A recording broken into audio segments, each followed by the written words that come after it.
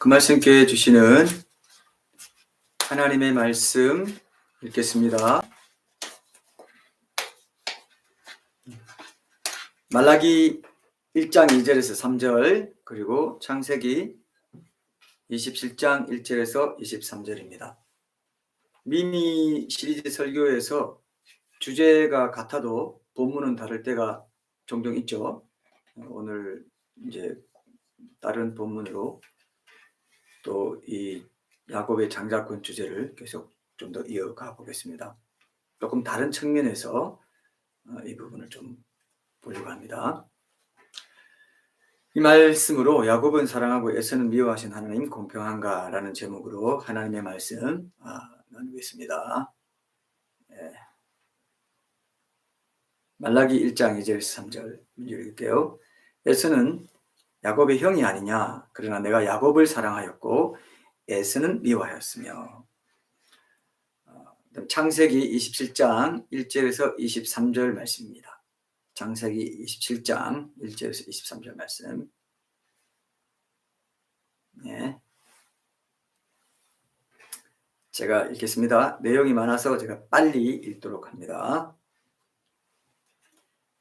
창세기 27장 1절에서 23절. 이삭이 나이가 많아 눈이 어두워 잘 보지 못하더니 맏아들 에서를 불러 이르되 내 아들아 하매 그가 이르되 내가 여기 있나이다 하니 이삭이 이르되 내가 이제 늙어 어느 날 죽을는지 알지 못하니 그런즉 내 기구 곧 화살통과 활을 가지고 들에 가서 나를 위하여 사냥하여 내가 즐기는 별미를 만들어 내게로 가져와서 먹게 하여 내가 죽기 전에 내 마음껏 내게 축복하게 하라. 이삭이 그의 아들 에서에게 말할 때에 리브가가 들었더니 에서가 사냥하여 오려고 들로 나가매 리브가가 그의 아들 야곱에게 말하여 이르되 내 아버지가 내 형 에서에게 말씀하시는 것을 내가 들으니 이르시기를 나를 위하여 사냥하여 가져다가 별미를 만들어 내가 먹게 하여 죽기 전에 여호와 앞에서 내게 축복하게 하라 하셨으니 그런즉 내 아들아 내 말을 따라 내가 네게 명하는 대로 염소떼에 가서 거기서 좋은 염소 새끼 2마리를 내게로 가져오면 내가 그것으로 내 아버지를 위하여 그가 즐기시는 별미를 만들리니 내가 그것을 내 아버지께 가져다 드려서 그가 죽기 전에 내게 축복하기 위하여 잡수시게 하라. 야곱이 그 어머니 리브가에게 이르되 내 형 에서는 털이 많은 사람이요 나는 매끈매끈한 사람인즉 아버지께서 나를 만지실진데 내가 아버지의 눈에 속이는 자로 보일지라 복은 고사하고 저주를 받을까 하나이다. 어머니가 그에게 이르되 내 아들아 너의 저주는 내게로 돌리리니 내 말만 따르고 가서 가져오라. 그가 가서 끌어다가 어머니에게로 가져왔더니 그의 어머니가 그의 아버지가 즐기는 별미를 만들었더라. 리브가가 집안 자기에게 있는 그의 맏아들 에서의 좋은 의복을 가져다가 그의 작은 아들 야곱에게 입히고 또 염소 새끼의 가죽을 그의 손과 목에 매끈매끈한 곳에 입히고 자기가 만든 별미와 떡을 자기 아들 야곱의 손에 주니 야곱이 아버지에게 나아가서 내 아버지여 하고 부르니 이르되 내가 여기 있노라. 내 아들아 네가 누구냐? 야곱이 아버지에게 대답하되 나는 아버지의 맏아들 에서로소이다. 아버지께서 내게 명하신 대로 내가 하였사오니 원하건대 일어나 앉아서 내가 사냥한 고기를 잡수시고 아버지 마음껏 내게 축복하소서. 이삭이 그의 아들에게 이르되 내 아들아 네가 어떻게 이같이 속히 잡았느냐? 그가 이르되 아버지의 하나님 여호와께서 나로 순조롭게 만나게 하셨음이니이다. 이삭이 야곱에게 이르되 내 아들아 가까이 오라. 네가 과연 내 아들 에서인지 아닌지 내가 너를 만져보려 하노라. 야곱이 그 아버지 이삭에게 가까이 가니 이삭이 만지며 이르되 음성은 야곱의 음성이나 손은 에서의 손이다 하며 그의 손이 형 에서의 손과 같이 틀이 있으므로 분별하지 못하고 축복하였더라. 네, 아멘. 굉장한 복음이 이 이야기에 있죠, 여러분. 개인적으로 저는 이 방금 우리가 본 영상처럼 성경에 나오는 이 장소들을 이렇게 실제로 보여주는 그런 영상들을 좋아합니다.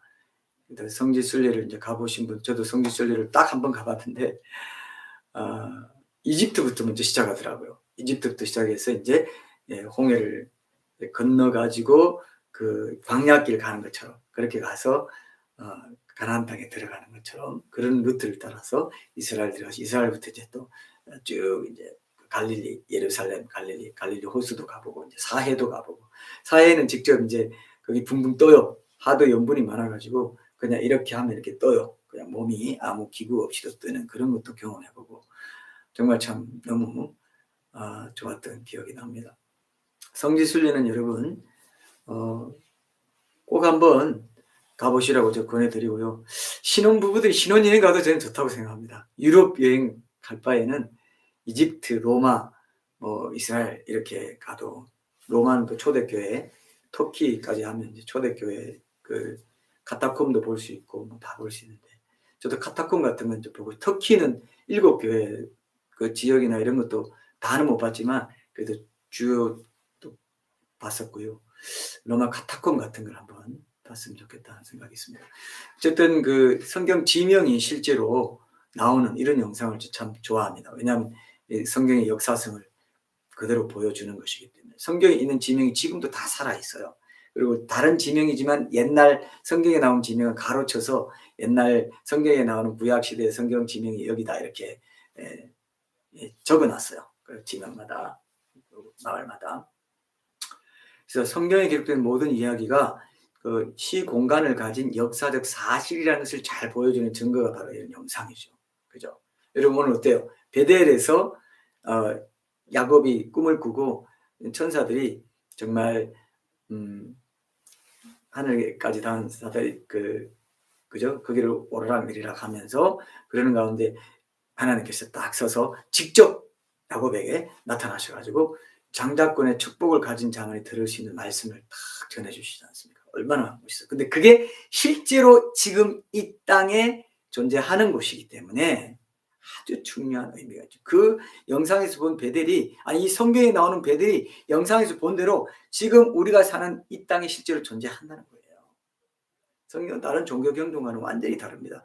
철저히 지명과 인명이 있고 어떤 시간과 장소가 다 있어요. 역사라는 것은 시공간을 말한단 말이죠. 시공간에, 이 역사적인 시공간에 일어났던 일이라는 겁니다. 그러면 여러분 어떻습니까? 어떻게 우리가 적용을 할 수 있어요? 그때 그렇게 말씀하신 하나님이 지금 여기 우리 삶의 곳곳에서도 그대로 살아계셔서 때마다 우리와 동행해 주시고, 필요하면 그때그때 우리 생각을 통해서 음성을 들려주신다 했잖아요. 우리가 말씀 묵상할 때 우리 마음에 떠오르는 생각이 하나님의 음성일 때가 굉장히 많습니다. 우리가 구별을 못해서 그렇지, 내 생각도 있고 사탄이 주는 생각도 있고 하나님 주시는 생각도 있는데 그것이 하나님의 음성인데, 그것이 사탄의 음성이고 내 음성이고 하나님의 음성인데 이걸 구별하지 못할 뿐이지, 우리가 성경을 많이 묵상하고 암송하고 계속 통독하고 기도하는 가운데 계속 있다면 성령의 충만함이 계속 지속되면 하나님의 음성을 훨씬 더 많이 들을 수 있는 겁니다. 왜냐하면 생각을 통해 전해지기 때문에. 생각이 정결해지게 되고 내 마음을 이제 무릇 지킬 만한 것보다 네 마음을 지키라 했던 그 마음을 지키는 것이 하나님의 음성을 듣는 삶을 통해서 이루어지는 거죠. 참 중요합니다. 경건 생활에서. 그리고 또 우리가 요즘 온수의 제자 훈련에서 이제 꿈에 대해서 많이 배우고 있지 않습니까?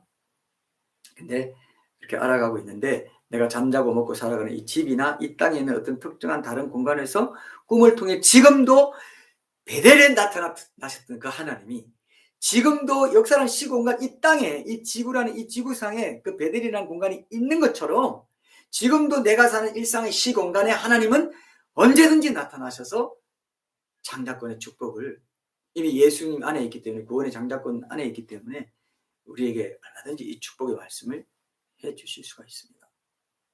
그죠? 여러분 이거를 실감하셔야 됩니다.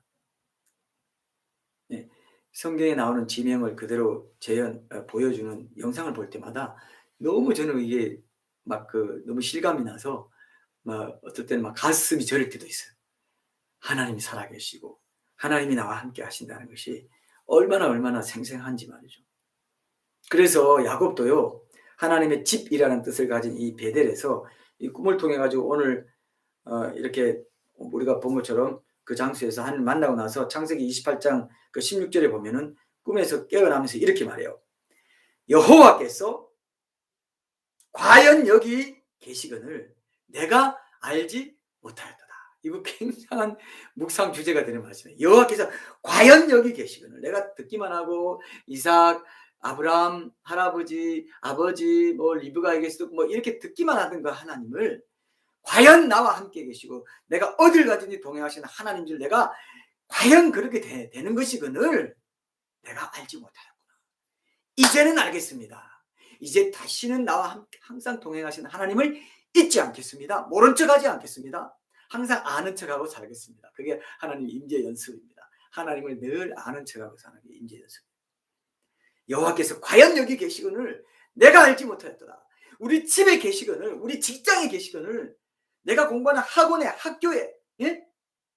내가 타는 버스, 지하철, 항상 나와 함께 계시거늘 내가 알지 못했군요. 이렇게 여러분 지금 고백해 보세요. 지금 고백하세요. 여호와께서 과연 이 집에 계시거늘, 여러분 지금 예배 다 집에서 예배 드리고 있죠. 지금 예배 드릴 땐 특히 더 우리와 함께 계시잖아요. 지금 한번 서로 쳐다보면서 한번 얘기해 봐요. 우리 이런 거 잘 안 하지만 여호와께서 과연 여기 계시거늘 내가 알지 못하였다. 한번 해봐요. 서로 쳐다보면서 한번 해봐요. 가족끼리. 예. 소리가 안 들립니다. 어떻게 하고 있죠? 이렇게 빨리 끝날 리가 없는데. 예. 여호와께서 과연 내가 날마다 일상을 살아가는 모든 시공간에 계시거늘 내가 알지 못하였구나. 이런 고백이 여러분 있어야 됩니다. 그래서 이제 우리는 그 하나님의 임재를 알지 못하는 자가 아니라 밝게 알고 누리는 그런 일상의 예배자로, 공예배자로 살아가야 될 것입니다. 창세기 28장 13절에서 15절에 보면은 오늘 영상에 나온 그 베델에서 하나님께서 이 야곱에게 이제 그가 이어받게 된 이 장자권의 내용에 대해서 친히 말씀해 주시는 그 말씀이 이제 기록되어 있어요. 한번 읽어보겠습니다. 여러분 창세기 28장 오늘 본문 한 장 뒤에 28장 13절에서 15절 에서가 이제 자기 축복을, 장자의 축복을 이 그 동생 야곱이 이삭에게서 받은 걸 알고 막 그를 죽이려고 하니까 이제 바단 아람으로 이제 도망가는 그런 길에서 베델에서 이제 자다가 이런 꿈을 꾸게 되죠. 요셉 라반의 집에 가는 길에 이제 이런 꿈을 꾸게 됩니다. 근데 하나님께서 위로하시고 진짜 장자권의 축복이 바로 이런 거라는 걸 말씀으로 딱 정리를 해서, 요약 정리해서 다 그냥 꿈에 이렇게 말씀하십니다. 제가 읽어볼게요. 창세기 28장 13절 15절 13절에서 15절. 또 본즉 여호와께서 그 위에 서서 이르시되 나는 여호와니, 그 위에는 사다리입니다. 나는 여호와니 너의 조부 아브라함의 하나님이요 이삭의 하나님이라.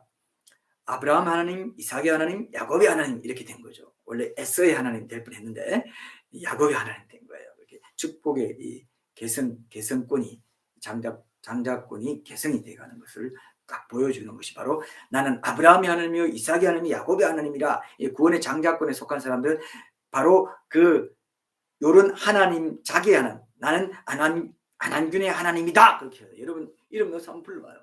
나는 누구누구의 하나님이다. 우리 딸은 나는 안성주의 하나님이다 이렇게 얘기한다는 것입니다. 대단하죠. 나는 아브라함의 하나님이요 이삭의 하나님이요 야곱의 하나님이요. 이 말은 뭐냐면요, 나는 누구누구의 하나님이다. 너는 구원의 장자권을 받은 자이기 때문에, 장자권이 약속된 자이기 때문에 나는 안한균의 하나님이다. 그렇게 말씀하시기를 부끄러워하지 않으신다는 겁니다. 근데 그렇게 말하기를 부끄러워하시게 되면 이제 큰 문제가 생기는 거예요. 구원에도 큰 문제가 생기는 거예요. 내가 누워있는 땅을 내가 너와 내 자손에게 주리니 내 자손이 땅에 티끌같이 되어 내가 서쪽과 동쪽과 북쪽과 남쪽으로 퍼져 나갈지며 땅의 모든 족속이 너와 내 자손으로 말미암아 복을 받으리라. 이게 바로 축복, 그 창자권의 축복이죠. 내가 너와 함께 있어. 항상 동행해 주시는 그 하나님, 나의 하나님이 되시고 나와 함께 동행해 주시는, 이게 장자권의 축복이에요. 내가 너와 함께 있어 네가 어디로 가든지 너를 지키며 너를 이끌어 이 땅으로 돌아오게 할지라. 내가 네게 허락한 것을 다 이루기까지 너를 떠나지 아니하리라 하신지라. 예수님이 마태복음 28장에서 제자들에게 세상 끝날까지 너와 함께 있으리라. 그게 바로 다 장자권의 연속, 신약 시대의 장자권의 연속의 약속의 흐름이 이어지는 것입니다.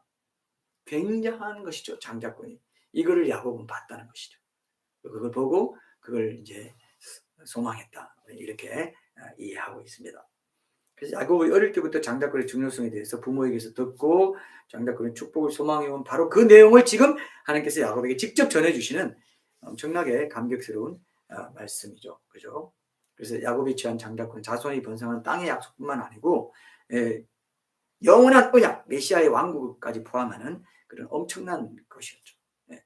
그래서 바로 그 구속의 역사에 동참하기를 소원했고 그 이제 위대한 역사에서 축복의 통로가 되기를 소원했기 때문에 그 소원이 그대로 이루어지는 것이 이 베델에스의 꿈에 나타나신 하나님께서 그에게 어떻게 보면 도장을 꽉 찍어 주셨다고 하십니다. 내가 이제 너를 장자권자로 인정하마. 내가 항상 너와 함께 할 것이고 너를 통해서 구속의 역사가 이어질 것이다. 이런 말씀하시죠. 엄청난 말씀이죠, 사실은. 근데 물론 이 야곱에게 주어진 장자권은요, 우연히 형 에서 어떻게 하다 보니 야곱에게 갔는데 이게 아니잖아요. 그게 아니라는 겁니다. 오늘 얘기 주제가 그겁니다. 우연히 형 에서가 아닌 동생 야곱에게 주어진 것이 아니고 하나님의 선택에 따라 주어졌다는 겁니다. 주권적인 선택에 따라 주어졌다는 겁니다. 그래서 오늘 우리가 함께 읽은 말라기 1장 2, 3절이 그 내용을 이제 드러내주고 있고요. 이삭이 에서인 줄 알고 야곱에게 장자의 축복을 쏟아부어주는 그 대목에서 그 선택의 축복이 실제로 이루어지는 것을 보여주고 있는 부분입니다. 네. 그래서 오늘 이 두 부분의 말씀을 중심으로 이제 오늘 설교 제목처럼 야곱은 사랑하고 에서는 미워하신 하나님은 공평하신가? 이 질문에 대한 답을 함께 찾아보도록 하겠습니다.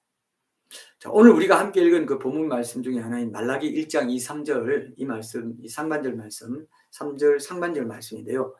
이게 이제 에서는 야곱의 형이 아니냐. 그러나 내가 야곱을 사랑하였고 에서는 미워하였으며 이 말씀을 불편해하는 사람들이 많아요. 의외로 참 많습니다. 왜 그렇죠? 하나님 이건 뭐야? 하나님 공평하신 하나님이 뭐 편애를 당연시하는 듯한 이런 말씀을 어떻게 할 수 있나? 이렇게 생각하는 사람들이 많습니다. 근데 에서와 야곱이 이삭의 아내 리브가의 뱃속에 있을 때 하나님께서 이미 이와 비슷한 그 뉘앙스를 가진 그런 말씀을 하셨어요. 그리고 창세기 25장 한번 보세요. 창세기 25장 21절에서 23절 말씀 한번 보겠습니다. 창세기 25장 21절에서 23절 말씀. 여기 보면은 이제 리브가의 뱃속에 이 쌍둥이 형제가 있을 때 하나님께서 이 두 형제에 대해서 얘기해 주신 내용이 나옵니다. 21절 이삭이 그의 아내가 임신하지 못함으로 그를 위하여 여호와께 간구하며 여호와께서 그의 간구를 들으셨으므로 그의 아내 리브가가 임신하였더니 그 아들들이 그의 태속에서 서로 싸우는지라 그가 이르되 여기서 그는 리브가입니다. 그가 이르되 이럴 경우에 내가 어찌할꼬 하고 가서 여호와께 묻자온데 여호와께서 그에게 이르시되 두 국민이 내 태중에 있구나. 두 민족이 내 복중에서부터 나누이리라. 이 족속이 저 족속보다 강하겠고 큰 자가 어린 자를 섬기리라 하셨더라. 여기서 하나님은 형인 에서를 가리켜서 큰 자라 하고요. 동생인 야곱을 가리켜서 어린 자라 지칭하시면서 큰 자인 에서가 어린 자인 야곱을 섬길 것이다. 이게 이제 장자권이 야곱에게 있을 것이다. 이미 이렇게 얘기해 줬잖아요. 그죠? 주권적으로 이렇게 선택하신 겁니다. 왜 그러냐? 뭐 이런 거는 뒤에 조금 더 살펴볼 텐데 리브가는 이 말을 이제 마음에 새겨 두었겠죠. 그리고 남편인 이삭에게도 얘기해 주었을 겁니다. 그리고 이제 쌍둥이 형제가 자라면서 에서보다 야곱을 더 사랑한 이 리브가는 이 하나님의 말씀을 야곱에게 전해 주었을 거라고 충분히 생각해 볼 수가 있어요. 그때부터 이제 야곱도 형 에서에게서 장자권을 넘겨받는구나를 알게 됐겠죠. 넘겨받으려고 이제 어떻게 우리식으로 말하면 호시탐탐 기회를 노렸던 거 아니겠나 이렇게 이제 좀 상상으로 묵상을 해볼 수가 있습니다. 그죠? 이 얘기를 해줬을 거라고요. 그리고 야곱 장자권에 대한 중요성도 얘기를 했을 거고 우리가 지난주에 장자권의 의미에 대해서 얘기했지 않습니까? 이거는 엄청난 아브라함에게 하나님께서 아브라함에게 주신 구원자 메시아의 출현과 그를 통한 구속의 언약 이게 대대로 계승해 나가는 이런 축복이 포함되어 있기 때문에 이제 이걸 중시하게 됐는데 야곱과 달리 에서는 이 모든 장자권의 중요성에 관한 교훈을 한 귀로 듣고 한 귀로 흘려버린 것 같다는 거죠. 절대로요 야곱이요 한 번 장자권을 팔라는 말을 안 했을 겁니다. 여러 번 이렇게 시도할 때마다 조금 한다든지 이렇게 했을 수가 있다라고도 상상해 볼 수 있습니다. 결정적인 때는 없었던 거죠. 결정적이지 않았기 때문에 그래도 내가 장자인데 하고 버티고 있었을 텐데 너 그때 너무 피곤하고 너무 힘이 지쳐가지고 막 앞에 그냥 너무 피곤할 때 우리가 그런 영적인 미혹에 빠진다 했지 않습니까? 그래서 이제 그때도 딱 노리고 야곱이 너 때는 좀 먹힐까 해가지고 바로 그냥 그 말이 나오잖아요. 줄 테니까 장자권 그러면 이번에는 어떻게 한번 이거 정말 형 지금 피곤하잖아. 이거 지금 굉장히 절실하잖아. 육신의 그 정력을 채울 일이 절실하잖아. 응? 이번에 장자권 이렇게 됐다고 보지. 한번 딱 일색일대 한 번 딱 했는데 그냥 바로 딱 그러기는 쉽지 않을 것 같은 느낌이 있습니다. 그렇지 않습니까, 여러분? 네, 성경은 모든 얘기를 다 하지 않고 그 중요한 장면만, 그 대목만 딱 그 스포트라이트를 딱 비춰가지고 보여주기 때문에 그 전후 맥락을 이렇게 생각해 보는 게 묵상의 묘미입니다. 묵상은 이렇게 상상이 필요한 거기 때문에 그랬을 것이다 이렇게 본다면은 상당히 중요하게 여겼는데 이제 에서는 야곱보다는 그렇게 중요하게 생각하지 않고 자기가 직접 얻어와서 이렇게 하는 거. 근데 야곱은 약하니까 부모 때로부터 내려온 그 장자권이 이어져서 축복이 함께하고 하나님이 함께 동행해 주시고 자기 연약함을 인정하면서 하나님께 전적으로 의탁하는 삶을 살고자 하는 그런 소원이 있었다. 이렇게 볼 수 있어요. 예수는 힘이 강하니까 사냥꾼은 뭐든지 자기 힘으로 취할 수 있는 이런 데 익숙한 삶을 살다 보니까 부모에게부터 내려오는 그 장자권의 축복에 대한 개념이 약했던 것이다. 이렇게 볼 수 있습니다. 여러분도 잘 생각하셔야 되겠죠. 자녀들에게도 마찬가지죠. 자녀가 세상에서 너무 잘 되고 너무 똑똑하고 하면요. 이 믿음이 잘 안 내려가는 그런 경우도 있고요. 그런 경우도 얼마든지 있습니다. 그리고 실제로 보기도 하고 그랬는데 약간 연약한 듯 하지만 약간 세상에서 뭐 그렇게 막 드러낼 게 없고 이런 사람들이 오히려 믿음에는 더 부유한 이런 경우도 많이 있습니다. 그렇게도 우리가 좀 적용을 해볼 수 있을 것 같아요. 어쨌든 이제 그렇게 야곱은 장자권을 중시해가지고 장자권을 이제 결국 어머님이 평소에 말씀해 주시고 하던 것을 마음에 품고 있다가 아 이게 내게 넘어오는구나 이런 생각을 했을 겁니다. 분명히 묵상했을 거예요. 그래서 이제 그렇게 했고 게다가 또 에서와 야곱 쌍둥이 형제의 부모였던 이삭과 리브가는 이 가문의 장자권이 에서가 아닌 야곱에게 이어진다는 하나님의 말씀 마음에 두고 야곱이 언제 어떻게 형 에서에게서 이 장자권을 양도받게 되는지는 눈여겨보았을 법하지 않나 이렇게 또 상상을 해볼 수 묵상해볼 수 있죠. 충분히 아하 이 분명히 뱃속에 있을 때 이런 걸 했기 때문에 하나님은 이 인생의 어느 시점에서 이 야곱이 에서에게서 이 장자권을 넘겨받을 거야. 그게 어떤 일로 어떤 사건으로 그렇게 될까 하고 충분히 우리가 상상할 수 있습니다. 그건 개연성이 있는 합리적인 개연성이 있는 묵상적 상상이기 때문에 뭐 이렇게 우리가 해석에 적용할 수 있다고 생각합니다. 여러분도 동의하시면 하시고요. 안 하시면 그냥 안 하셔도 됩니다. 그러나 충분히 개연성이 있다 이렇게 봅니다. 오늘 우리가 함께 읽은 이 또 다른 본문 말씀인 이 창세기 27장 1절에서 23절에 보면은 이삭이 나이 많아 늙어가지고 눈이 어두운 채로 이 장자 이 에서를 축복하려다가 엄마 리브가의 계략으로 여러분 이 얘기 잘 아시죠? 야곱을 축복하게 된 이 사건이 나오잖아요. 그죠? 아까 서두에 좀 길게 읽었는데 창세기를 읽어보시면 이 사건이 익숙하게 잘 알고 있으리라 생각됩니다. 세부적인 내용들은 뭐 다 다룰 필요가 없을 것 같고 사건의 핵심만 이제 짚어보면서 이 이야기에서도 하나님께서 야곱에게 장자권이 이어지길 원하시고 택하셨다는 사실을 확인해 볼 수가 있습니다. 이게 중요한 거죠. 이게 오늘 주제와 연관해서 중요한 겁니다. 이삭이 나이 많아 늙어가지고 눈이 어두워가지고 장자 에서를 축복했는데 이제 축복하려 했는데 이제 야곱을 축복하게 됩니다. 이거는 육신적인 장자 에서 대신에 야곱을 택하시고 그를 사랑하셨다고 하신 하나님의 말씀의 맥락에서 보면 결국 우연이 아니라는 것입니다. 네. 이 또한 하나님의 섭리적인 계획 가운데 있었던 일이죠. 그리고 어떻게 보면 하나님과 공모해서 야곱에 대한 하나님의 장자권 약속을 알고 있던 리브가와 이삭이 하나님과 공모해서 섭리적으로 이런 축복 사건을 일으켰을 수도 있다. 이렇게 볼 수 있는 겁니다. 그죠? 자, 우리가 이미 잘 아는 대로 이 이야기에는 여러분 엄청난 구원의 복음, 대속의 복음이 들어있어요. 하나님께서 야곱과 같은 모든 죄인을 예수님 안에서 용납해 주신 구원의 은혜가 생생하게 녹아 있습니다. 이 사건에서 이삭은 누구를 상징하겠어요? 그죠? 하나님 아버지를 상징하죠. 예수님은 여러분 누구 상징하겠어요? 여러분 한번 알아맞혀봐요. 그 얘기에 거기 보면 9절과 16절에 27장 9절과 16절에 보면은 리브가가 야곱에게 염소 새끼 2마리를 가져오라 해요.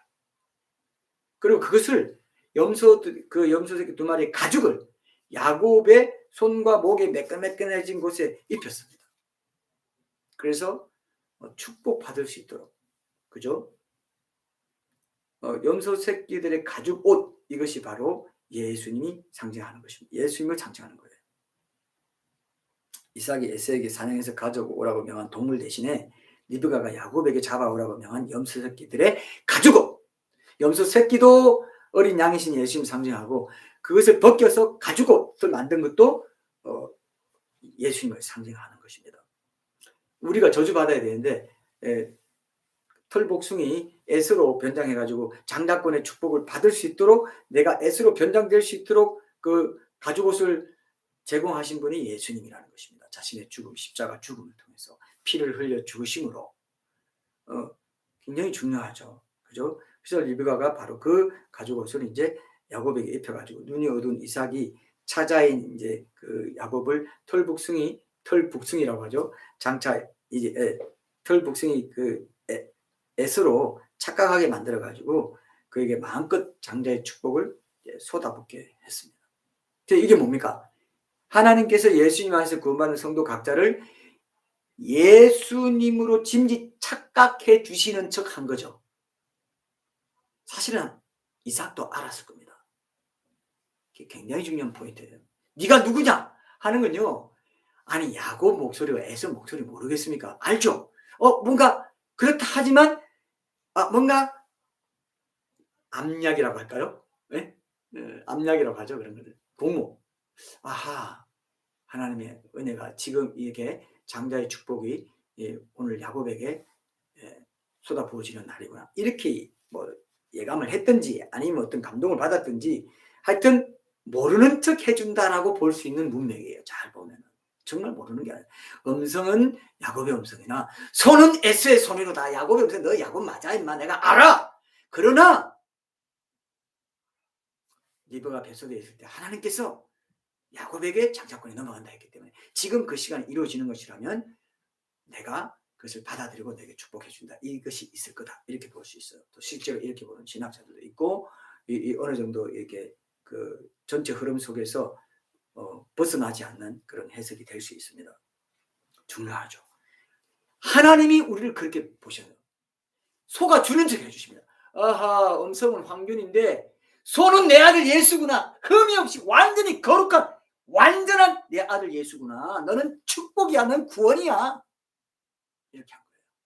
하나님이 눈이 어두운 척 한 거예요. 다 잘 보이고 이렇게 실눈 뜨면 다 잘 보이는데 일부러 눈 감은 척 하면서 아이고 이거 황균인데 이거 죄 많은 황균이, 연약한 황균이, 이거 형편없는 황균인데, 야, 이 손이 내 아들, 내가 지극히 사랑하는 완전한 내 아들 예수, 독생자 예수의 손이구만. 내가 축복을 안 해줄 수가 없네. 축복을, 구원의 축복을 쏟아 부어주신 거예요.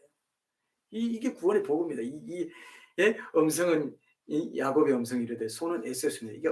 이게 성경 전체에서 저는 어떻게 느끼냐면요, 뭐 로마서에도 있고 뭐 복음서에도 뭐 구원의 은혜의 복음이 많잖아요. 어떤 경우에는 저는 이 말씀보다 성경 전체에서 더 큰 울림을 주는 이 구원의 복음이 없다, 이런 생각까지 들어요. 여러분 어때요? 좀 굉장하지 않습니까? 진지 모른 척해서 눈이 어두워 모른 척 해주시는 거 하나님 생각할 때 너무 은혜가 됩니다. 그죠? 우리 그거 한번 읽어볼까요? 그 대목 27장 21절에서 23절, 이 대목만 다시 한번 읽어볼게요. 이삭이 야곱에게 이르되 내 아들아 가까이 오라. 네가 과연 내 아들 에서인지 아닌지 내가 너를 만져보려 하노라. 야곱이 그 아버지 이삭에게 가까이 가니 이삭이 만지며 이르되 음성은 야곱의 음성이나 손은 에서의 손이로다 하며 그의 손이 형 에서의 손과 같이 틀이 있으므로 분별하지 못하고 축복하였더라. 염소의 가죽옷을 입혔으니까 틀이 있고 다 그게 보혈의 피로 보호된 거예요. 내 죄가 용서받는 거예요. 내 죄가 덮어진 거예요. 그게 막 성막에서 쓰달 가죽으로 덮고 하는 이런 모든 것들이 성막에도 다, 성막도 우리가 깊이 들여다보면 엄청난 그 구원의 진리가 들어있고 성화의 진리도 들어있고 다 들어있는 거거든요. 그거하고 다 같은 맥락에서 이게 염소 새끼 2마리의 털옷이, 가죽옷이 이렇게 여기 있는 것입니다. 그 염소들의 가죽을 야곱의 손과 목에 매끈매끈한 곳에 입혔다. 목에도 입혔어요. 목에도 에서가 목에도 털이 있으나 봐요. 목에 털이 있는 사람 잘 못 봤는데 에서는 털이 그렇게 많았나 봅니다. 목에도 털이 있으면 거의 이것도 좀 어울리지 않는데 어쨌든 이 엄청난 은혜를 이렇게 받은 거죠. 그리고 이 말은 야곱이 이제 그 태석에 있을 때부터 그 들었던 거를 이제 속아주는 듯이 외친 그런 말이고, 그 다음에 이 가죽 덮개라고 합시다. 이 가죽 옷은 예수님이 나 대신 피 흘리시고 살이 찢기셔서 친 장로시 그 대속기 구원의 가죽 옷인데, 이게 또 어떤 가죽 옷이냐면은 하나님께서 친히 동물을 잡아서 아담과 하와에게 입혀주신 바로 그 태고적의 가죽 옷과 똑같아요. 그래서 창세기 3장 21절에 나오잖아요. 무화과 나무 잎을 엮어가지고 이렇게 하다가 부석부석하고 햇볕 비치면 다 떨어지니까 하나님께서 가죽 옷을 그들에게 입히셨다. 그 옷이 바로 이 옷입니다. 그래서 성경은 계속해서 같은 단어가 반복되면서 구원의 역사를 보여주고 있죠. 그런데 이 엄청난 구원의 예표가 되는 축복의 사건에서도 그 축복의 당사자 야곱을 꽤 많고 약삭빠른 강교한 사람이다, 이렇게 몰아세우기 어려워요. 이것도, 이 부분도. 왜냐하면 이 모든 일 감독하는 자가 누굽니까, 여러분? 오늘 말씀 보셨죠? 본문 보셨죠? 누구든가요? 리브가잖아요. 엄마 리브가가 그렇게 했지 않습니까? 우리는 근데 그것도 다 야곱이 속인 거라고 주도적으로 계략을 꾸몄다 생각하는데 그게 아닙니다. 네. 리브가가 그렇게. 그리고 또 물론 그 리브가를 사용하셔서 야곱이 장자권을 갖게 하시고 실제로 장자 축복까지 받게 하신 것도 하나님이세요. 야곱에게 무조건 책임을 지어가지고 약삭 빠르고 간교하고 축복을 가로채고 말이지 막 이렇게 얘기하는데요. 여러분, 장자권의 축복을 가로챘다는 말도 저는 좀 다시 좀 우리가 생각해 봐야 된다고 봅니다. 왜냐하면은 축복을 가로챈 게 아니라 정당한 거래를 했다, 저는 이렇게 생각해요. 그렇잖아요. 정당한 거래를 했잖아요. 주면 내가 하겠다. 그렇게 좀 약삭 빠르게 그 자기 유익을 위해서 말을 했다는 것 뿐이지, 정당한 거래에서 그래 나 지금 배고프니까 그거 먹고 장자권 너 가져가. 지금 장자권 뭔 소용이야. 분명히 야곱이 육신적인 정욕에 약해 있는 그런 약한데 익숙한 삶을 살다 보니까 그 작업의 문제였지, 그걸 가져간 예? 에서의 문제였지, 그걸 가져간 야곱이 완전히 사기꾼이다, 이렇게는 여러분 그렇지 않습니까? 예. 동의하시리라 생각됩니다. 예, 어쨌든 그랬단 말이죠. 그래서 실제로 장자의 축복까지 받게 하신 분이 하나님이 섭리적으로 택한 주권적인 선택에 있었기 때문에. 그렇다면 이제 우리가 오늘 설교 제목처럼 우리가 함께 읽은 말라기 1장 2, 3절 말씀대로 에서를 미워하고 야곱을 사랑하는 하나님, 그럼 불공평한 분인가? 요거를 이제 우리가 결론적으로 좀 찾아보고 말씀을 마무리할 수 있을 것 같습니다. 자, 보세요. 이게 이제 중요합니다. 자, 애초부터 하나님께서 야곱을 선택하신 것은 그가 에서보다 더 간교해서도 아니고 더 경건해서도 아니었어요. 네. 그것은 그냥 하나님의 주권적인 선택에 따른 것일 뿐이었어요. 근데 우리가 헷갈려서는 안 되는 게 뭐냐면은 이 선택은 야곱이나 에서의 구원에 대한 게 아니에요. 구원에 대한 게 아니라는 걸 여러분 아셔야 돼요. 구원에 대한 게 아니고 하나님의 구속사의 통로가 될 장자권이 어디로 개성될 것인가를 정하는 공적인 사역에 대한 예정이었다. 사역에 대한 선택이었고 예정이었다. 이게 중요해요. 개인적인 구원의 선택과 공적인 사역의 선택을 혼동하면은 혼선이 생기고 하나님이 그 공평하시지 않다는 그런 의심을 하게 돼요. 신학적인 문제가 발생됩니다. 그건 아니거든요. 이중예정론, 장로교가 믿는 이중예정론은 어떻게 믿습니까? 지금도 많은 장로교인들이 거의 다 이걸 많이 믿더라고요. 신학자도 그렇고 목회자도 그렇고 성도들도 그걸 믿어요. 그래서 나 한번 구원받았으면 영원한 구원이야. 이걸 그냥 왜 믿는 근거가 뭐냐? 영원 전부터, 창세기 전부터, 세상 창조할 때 전부터 나를 천국으로 예정하셨고 지옥 갈 사람 지옥 갈 자로 태어나기 전에 예정해 두셨어. 이게 칼빈의 이중예정론이에요. 이걸 성경적이라고 믿는다면은 성경이나 하나님 불공평하시죠. 왜 태어나게 하고 왜 내 태속에서 왜 만들어 지옥 갈 자를 왜 만듭니까? 지옥 가려고 하나님 만드시는 그런 잔인한 하나님이에요? 전 그렇게 오해할 수밖에 없고 많은 사람들이 그렇게 오해가지고 신앙을 떠난 사람들도 많습니다. 칼빈의 이중예정론이 사실이라면 난 그런 하나님은 믿지 않을 거야, 이렇게 합니다. 심각하죠. 심각하죠.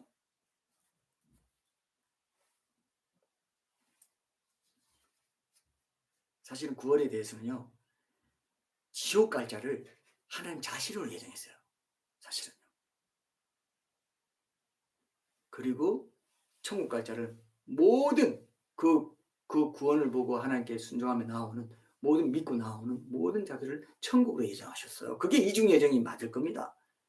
신학자 중에 칼 바르트도 이런 말 했고 또 그 흐름 속에 있는 요즘 장로교 신학자들 좀 그런 좀 깨어 있는 신학자들도 그렇게 좀 믿는 경향이 있고 많은 복음주의 신학자들은 그렇게 생각해요.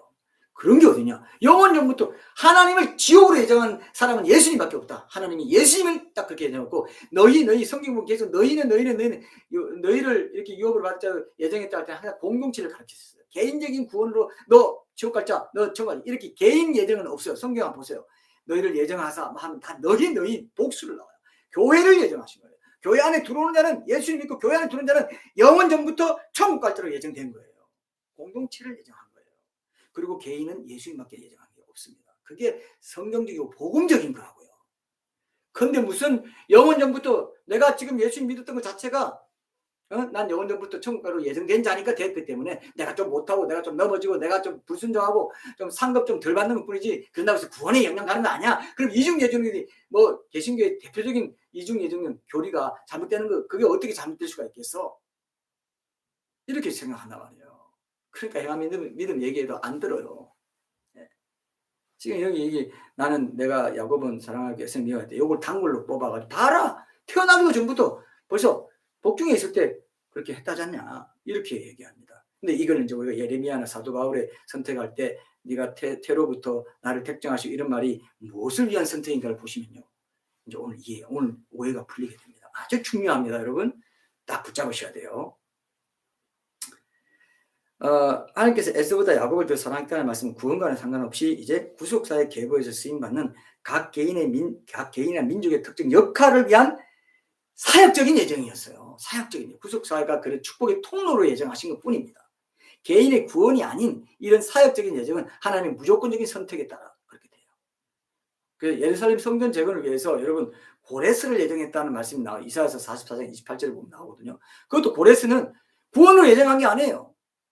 그냥 예루살렘 성전 재건을 위해서 내가 고레스를 축복의 통로로 그 구속사의 통로로 사용한다 그 얘기예요. 그리고 예수님이 요한복음 10장 16절에 보면은 너희가 나를 택한 것이 아니요 내가 너희를 택하여 세웠나니 하면서 가룟 유다가 포함된 12제자 전체를 가르쳐서 너희가 나를 택한 것이 아니요 내가 너희를 택하여 세웠나니 그렇게 말해요. 그럼 가룟 유다는 어떻게 돼요? 가룟 유다도 택했는데 구원으로 이게 만약 사역을 위한 선택이 아니고 개인 구원을 위한 선택이면은 이런 말을 이중 예정에서 굉장히 많이 활용하거든요. 근데 이게 사역을 위한 선택인데 구원을 위한 선택과 혼동시키면 막 뒤죽박죽 돼버립니다. 사역을 위한 선택을 택했는데 그걸 버렸기 때문에 그는 구원받지 못하고 영원히 지옥에 가버렸단 말이에요. 그럼 한번 선택하면 영원한 구원인데 구원이면은 한번 구원으로 선택했다면 이 말을 적용할 수 있겠죠. 그럼 적용해야 되면 모순이 생겨요. 가룟 유다는 구원받지 못했는데 그 선택은 구원을 위한 선택이 아니고 12제자로서의 사역의 선택이었다는 게 여기서 드러나지 않습니까? 논리적으로도 그렇게 드러나잖아요. 그리고 예레미야나 바울의 선택도 그들의 구원이 아니라 특별한 사역에 대한 예정이었다는 것을 우리가 알 수 있어요. 여러분 예레미야 1장 4절 5절 한번 찾아보세요. 예레미야 1장 4절 5절 한 말씀 한번 찾아보세요. 이 말씀을 이중 예정론, 개인 구원을 위한 선택의 말씀이라고 굉장히 많이 강조하고 있대 장로교인들이. 진짜 그게 완전히 문맥이 안 맞는 사역을 위한 선택을 갖고 개인 구원을 위한 예정이라고 생각하고 지금 이걸 다 인용하고 그래 맞아 이렇게 하고 있습니다. 읽어볼게요. 여호와의 말씀이 내게 임하니라 이르시되 내가 너를 모태에 짓기 전에 너를 알았고 네가 배에서 나오기 전에 너를 성별하였고 너를 여러 나라의 선지자로 세워놓으라 하시기로.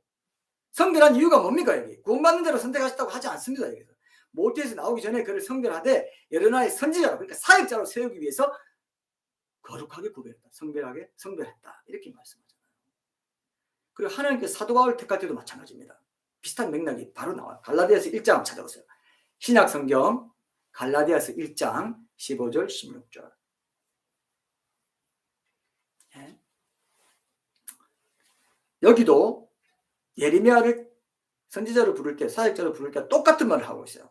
갈라디아서 1장 15절에서 16절. 제가 읽겠습니다. 그러나 내 어머니의 태로부터 나를 택정하시고 그의 은혜로 나를 부르시니가 그의 아들을 이방에 전하기 위하여 그를 내 속에 나타내시기를 기뻐하셨을 때에 내가 곧 혈육과 의논하지 아니하고 이렇게 되죠. 여기도 보면 어머니의 태로부터 하나님께서 바울을 택정한 목적이 나오죠. 바로 하나님 아들 예수님을 이방에 전하는 사도로 사용하시기 위해서, 사역으로, 구속사의 축복의 통로로 사용하시기 위해서 야곱을 택한 것처럼, 야곱을 사랑한 것처럼 바울을 사랑해서 택했다는 것입니다. 그렇죠? 오늘날도 여러분 저처럼 이렇게 주의 몸된 교회를 섬기는 사역자로 부르신, 안 불렀는데 부르심이 없는데 사역자 된 사람도 많습니다. 그렇게도 말합니다. 뭐 그런 사람도 그 사람대로 뭐 그냥 사업처럼 비즈니스처럼 뭐 교회를 운영할 수도 있고 뭐 여러 가지 할 수 있겠죠. 그러다 잠들기도 하고 넘어지기도 하고 뭐 그런 사람도 있지 않습니까? 불렀는데도 뭐 어려움 겪으면서 끝까지 뭐 십자가 길을 가는 사람도 있고 뭐 우리는 육안으로는 해석이 안 돼요. 그러나 자기는 알아요. 내가 부르심 받았구나. 정말 하나님 부르심 받았다. 그는 옛날 보면 선지자적인 부르심을 받은 거예요. 어떻게 보면. 그러면 보세요. 입의 역할을 하기 때문에. 그러면 보세요. 하나님의 말씀을 전달하는 역할을 하고 있지 않습니까? 주의 몸된 교회를 섬기는 사역자로 이제 이런 하나님의 택하심을 받은 사람들은 지금도 있어요. 저도 그걸 알아요. 저도 그 말씀을 제게 하셨고, 택하셨다는 말씀을 하셨고, 그걸 제가 미국에 있을 때 그런 것들을 많이 하나님께서 많이 격려하시고 저를 확인시켜 주셨기 때문에 제가 느끼는 게 있어요. 이건 뭐 어떻게 말로 표현하기는 그렇고, 그렇구나. 하나님이 그 말씀 제게 들려주시면서 너는 사역자고 이 부분을 통해서 내 말을 전가할 것이고 뭐 이런 것들을 제게도 주셨단 말이죠. 개인적으로. 그걸 제가 이제 그걸 보면서 꼭 똑같이 보통 하나님의 종이라고 하는 사역자들은 이런 부르심을 받는구나. 이걸 제가 이제 그때 저도 이제 느끼게 됐어요. 그래서 근데 그거는 날 구원하는 게 아닙니다. 무조건 너 구원이야. 넌 구원으로 선택해. 이 말이 아니에요. 너를 이런 용도로 사용하려고 내가 택했다. 이렇게 얘기하십니다. 어떤 특정한 하나님 나라의 한 분야에서 사역자로 사용하신다는, 그거는 무조건적인 하나님의 주권적인 선택에 의해서 이루어진다는 것입니다. 그래서 보세요. 이렇게 사역자로 쓰임받기 위해서 부르신 것과 그 사역자가 구원을 받는 문제는 별개라는 것은 사도 바울이 나중에 고린도전서 9장 27절에서 자신의 구원에 대해 언급하면서 이렇게 고백한 것을 보면 알 수 있어요. 이렇게 고백합니다. 고린도전서 9장 27절에서 사도 바울이 내가 내 몸을 쳐 복종하게 함은 내가 남에게 전파한 후에, 사역자로 쓰임받은 후에, 복음의 전달자가 된 이후에, 쓰임받은 후에 자신이 도리어 버림을 당할까 두려워한다. 그래서 개인 구원의 선택은 아니었다는 얘기입니다. 이걸 여러분 기억하셔야 돼요. 사도 바울도 그걸 정확히 알고 있었어요. 그래서 빌립보서에서 그랬잖아요. 2장 12절에서 항상 복종하여 들것 떨리면 너희 구원을 이루라. 그건 자기에게도 하는 말이라고요. 들것 떨리면 너 됐다고 생각하는 자? 아니야. 섰다고 생각하는 자 넘어질까 조심해. 끝까지 조심해. 끝까지 두렵고 떨림으로 너희 구원을 이루어. 항상 복종하여. 항상 말씀에 복종하여. 이렇게까지 사도 바울도 이렇게 말하는데 우리가 뭐라고 아이고 두렵고 떨림으로 그거 아니에요. 그 평안 누리는 거예요. 그냥 평안 누리면 돼. 거짓 평안, 거짓 기쁨. 그런 걸로 자기 구원이 보장된 것처럼 생각해. 아니 사도 바울부터 이렇게 말하고 있는데 도리어 버림을 당할까 내가 두려워한다고 말하는데 그 두렵고 떨림을 빌립보서에도 재차 강조하고 있는데도 아니라는 거예요. 자기는 안전하다 이거예요. 그게 거짓말입니다. 그걸 여러분 정확히 기억하십시오. 큰일 나요. 하나님께서 이스라엘 백성을 선민으로 택한 것도요. 그들 제사장 나라로 삼아가지고 모든 열방이 구원에 이르도록 하는데 축복의 통로로 삼게 한 것이지 그들 모두로 무조건 구원받도록 그냥 예정하쳤다는 게 아니에요. 다 광야에서 많이 엎드려졌잖아요. 제사장 나라로 삼는다고 출애굽 때 그렇게 말했다고 다 엎드려졌잖아요. 로마서 9장에 보면 예정과 선택에 대한 말씀이 이제 많이 나오는데 토기장이가 하나는 귀히 쓸 그릇, 사용할 그릇이에요. 구원받는 그릇 아닙니다. 그리고 또 하나는 천이 쓸 그릇이야. 사용할 그릇을 택한 거예요. 그는 만들 권한이 있다는 겁니다. 로마서 9장 21절. 토기장의 비유를 갖고 얼마나 이중예정론 써먹은지 몰라요. 얼마나 많은 사람이 속아 넘어가는지 몰라요. 하나님께서 바로를 강박하게 하시고 완악하게 하셨다. 로마서 9장 18절. 구원받지 못하도록 완악하게 한 게 아닙니다. 출애굽 사역과 관련해서 그가 맡은 어떤 특정 역할로 그를 세우신 것과 관련해서 그를 완악하게 한 거예요. 근데 자꾸 그걸 구원받지 못하게 강박하게 한 것처럼 해석을 해버린다. 이거 신학자들이. 그게 얼마나 이상한 일인지를 여러분 이해하셔야 됩니다. 그리고 이 말라기 1장 23절에서 내가 야곱은 사랑하고 에서는 미워할 때 이 말씀은 단순히 인간적인 관점을 이해할 말씀이 아니에요. 하나님은 결코 뭐 부정적이고 사악하고 경멸이나 이런 어떤 복수심이 담긴 정오심을 드러내는 분이 아니에요. 말라기 1장 2, 3절에서 하나님의 이제 야곱이 특별한 소명을 가지고 있다는 걸 언급하신 뿐입니다. 장자의 복을 받게 되면은 이제 야곱이 그렇게 받게 되면 에서를 포함해서 모든 열방이 결국 그 복을 통해서 영적인 혜택을 얻게 된다. 그래서 여기서 이제 하나님의 사랑과 미움은 어떤 복된 사역을 위해서 한 사람은 그 축복의 통로를 선호하기로 결정하신 행위를 가리키는 것이지 미워하고 증거하고 뭐 이런 미움이 아니에요.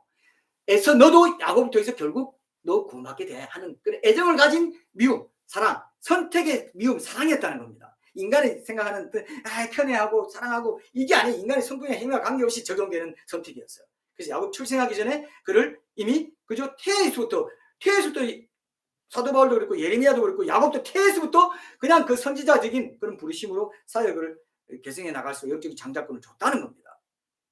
그래서 이거는 편애나 뭐 이런 거하고 상관없죠. 오늘 결론이 그거죠. 편애나 편파성과는 상관없는 말씀을 하셨다는 걸 여러분 기억하시고, 이런 내게 장자권이 주어졌다고 해서 이게 다 끝났다는 게 아니라 이걸 통해서 하나님 나라를 더 확장하고 더 이웃에게 복음을 전하고 그렇게 쓰임받고 끝까지 두렵고 것 떨림으로 항상 복종하여 이 구원의 약속을 이뤄나가는 그런 내가 복된 사람이 되어야 되겠다. 이런 결심을 하실 수 있다면 오늘 또 이 미니 시리즈 설교의 한 부분을 우리가 감당할 수 있을 것 같아요. 다음에 이제 마지막으로 종합적인 어떤 미니 시리즈의 결론을 맺으면서 구체적인 적용점도 찾아보는 그런 시간 가지도록 하겠습니다. 함께 기도하겠습니다.